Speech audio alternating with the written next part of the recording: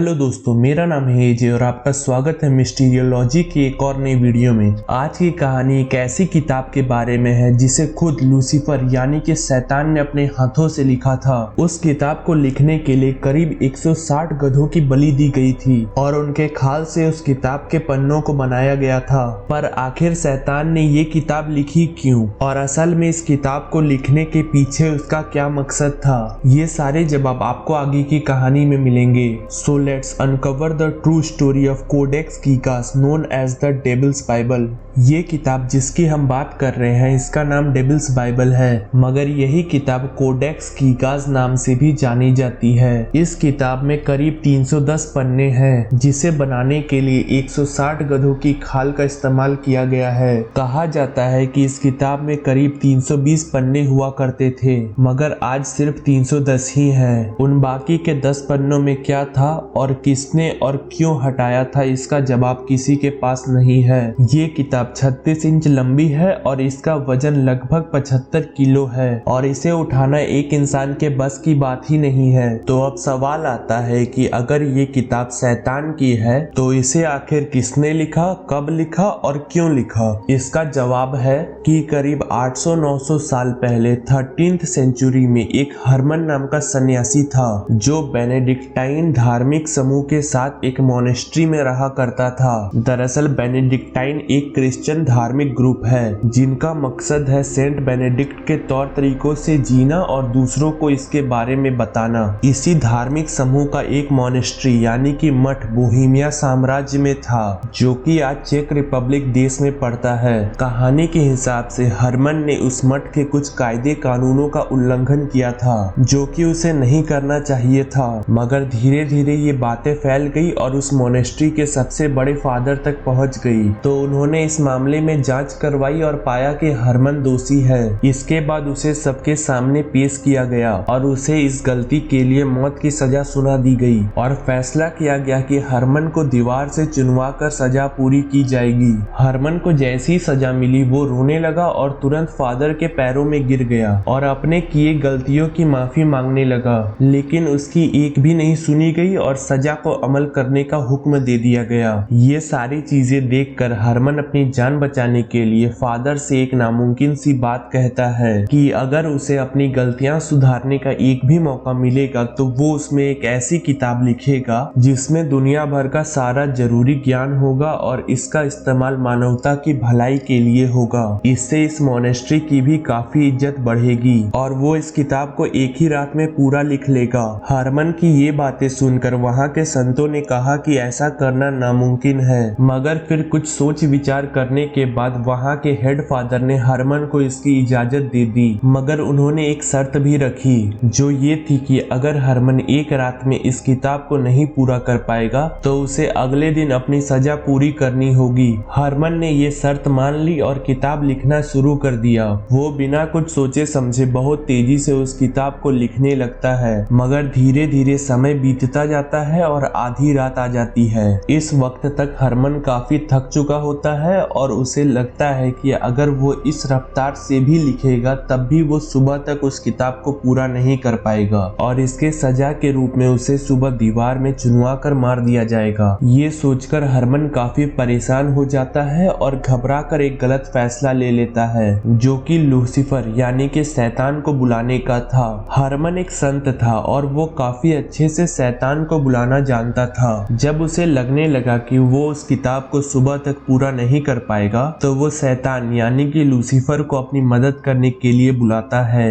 हरमन एक पहुंचा हुआ संत था, इसीलिए उसके बुलाने पर शैतान तुरंत उसके सामने आ गया। हरमन फिर उसे अपनी सारी परेशानियां बताता है और मदद मांगता है। शैतान हरमन की बात मान जाता है, मगर वो उसके सामने एक शर्त रखता है कि शैतान उस किताब को सुबह होने से पहले पूरा कर देगा, मगर इसके लिए हरमन को अपनी आत्मा शैतान को सौंपनी पड़ेगी। हरमन के पास कोई भी चारा द्वारा न होने पर वो इस सौदे के लिए हाँ बोल देता है। ऐसा करते ही हरमन बेहोश हो जाता है और जब सुबह उसकी आंख खुलती है तो हरमन देखता है कि एक 320 पन्नों वाली गधे की खाल पर लिखी सफेद रंग की किताब उसके टेबल पर रखी हुई है।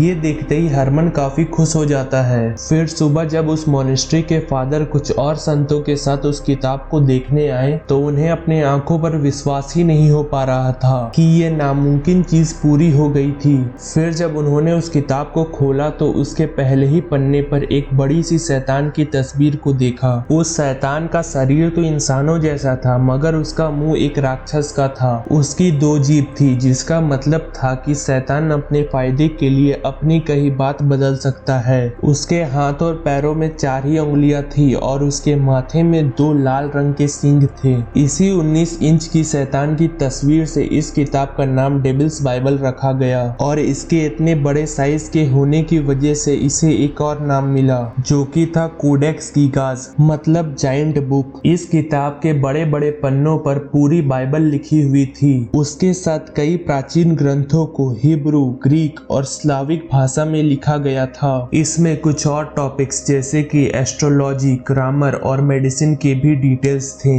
उसके साथ इसमें शैतान को बुलाने और उसके साथ सौदा करने के भी डिटेल्स लिखे हुए थे। दरअसल ये किताब डायरेक्टली या इनडायरेक्टली लूसीफर यानी कि शैतान को अच्छा दिखा रही थी और दूसरों को लुभा रही थी कि वो भगवान का रास्ता छोड़कर शैतान के पास चले जाए। तो समझौते के हिसाब से शैतान ने उस किताब को पूरा कर दिया और उसने हरमन की आत्मा को अपने कब्जे में ले लिया। उस वक्त से आज तक करीब 800 साल बीत गए। इस बीच इस किताब ने काफी जगहों पर काफी लंबा वक्त तय किया मगर ये किताब जिसके भी हाथ लगी उसका कभी भला नहीं हुआ और उसके साथ कुछ न कुछ गड़बड़ जरूर हुई। और इसकी शुरुआत उस मोनेस्ट्री से ही हो गई जहाँ पर ये लिखी गई थी। शुरू में तो किताब के आने से उस मोनेस्ट्री की चर्चा काफी दूर दूर तक होने लगी और कई संत दूसरे मोनेस्ट्री से आकर उस किताब को पढ़ने की कोशिश भी करने लगे मगर जो भी इंसान उस किताब को पढ़ने की कोशिश करता उसे अजीब अजीब से ख्याल आते। कई का सर भारी लगता और कुछ तो पागल तक हो गए थे।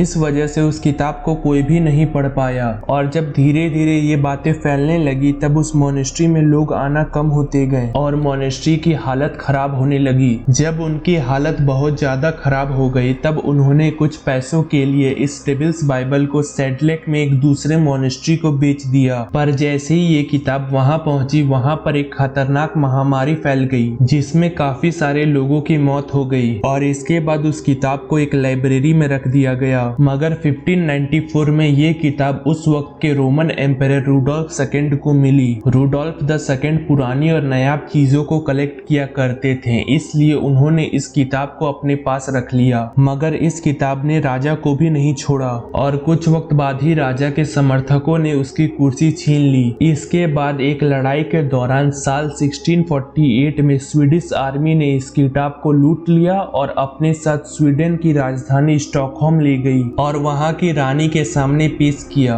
मगर इसके 6 महीने बाद ही उन्हें भी अपनी सत्ता गंवानी पड़ी और फिर इस किताब को स्वीडिश की नेशनल लाइब्रेरी में रख दिया गया। 7 मई 1697 को इस लाइब्रेरी में भयंकर आग लग गई और उस आग में कई हजारों किताबें जलकर खाक हो गई मगर इस किताब को किसी आदमी ने बचाने के लिए खिड़की से बाहर फेंक दिया। फिर इसे किसी तरह कई सालों तक संभाल कर रखा गया और साल 1878 में इस किताब को स्वीडन की नेशनल लाइब्रेरी में शिफ्ट कर दिया गया और उस समय से आज तक ये यहीं पर रखी हुई है। इन 800 सालों में साइंस ने खूब तरक्की की और जब इस किताब के बारे में कुछ साइंटिस्टों को पता चला तो उन्होंने इस पर रिसर्च की और पाया कि इस किताब का हर एक अक्षर एक समान है, चाहे वो पहले पन्ने का पहला अक्षर हो या फिर आखिरी पन्ने का आखिरी। इस किताब को एक ही इंक से लिखा गया है यानी कि इस किताब को एक ही आदमी ने एक ही इंक से लिखा है। और एक बात, इस किताब में एक भी गलती नहीं है। जब इस पर और स्टडी हुई तब पता चला कि अगर इस किताब को आज कोई भी लिखने बैठेगा तो उसे इस किताब की छोटी से छोटी आकृति बनाने और इसे लिखने में करीब 25 से 30 साल लग जाएंगे। और अगर मान भी लिया जाए कि अगर किसी इंसान ने 25-30 साल लगाकर इस किताब को लिखा है तो इन 25 से 30 सालों में उसकी एज और टाइम के हिसाब से हैंड राइटिंग जरूर चेंज होती। दूसरा